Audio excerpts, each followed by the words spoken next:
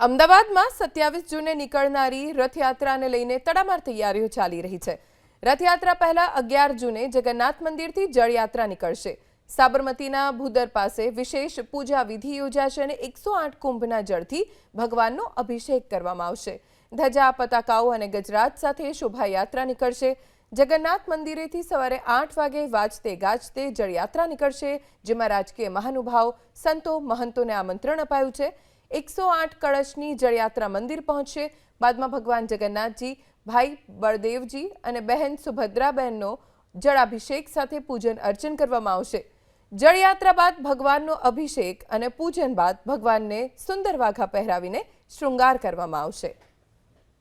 જેવી રીતે કે ભગવાન જગન્નાથજીના 148મી રથયાત્રાના પૂર્વે જેઠ સુદ પૂર્ણિમાના દિવસે જળયાત્રા મહોત્સવ મનાવવામાં આવતો હોય છે। આ જળયાત્રા મહોત્સવમાં 108 ઘડાને ગંગા પૂજન કરી સાબરમતી નદીના કિનારે જઈ ગંગા પૂજન કરી એમાં જળ લાવવામાં આવતું હોય છે વિધિવત શાસ્ત્રોક્ત રીતે। અને એ પૂજામાંથી જળ લાવ્યા પછી ભગવાનને જળા અભિષેક કરવામાં આવતો હોય છે।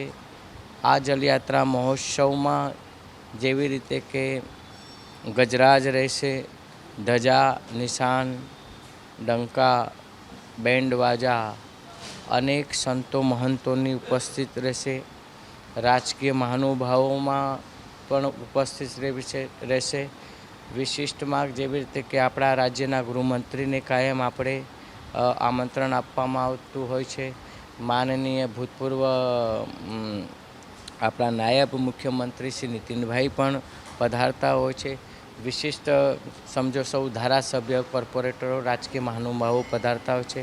વિશિષ્ટ ભક્તો પધારતા હોય છે અને એ રીતે ભગવાન જગન્નાથજીની જળયાત્રા મહોત્સવ મનાવવામાં આવશે।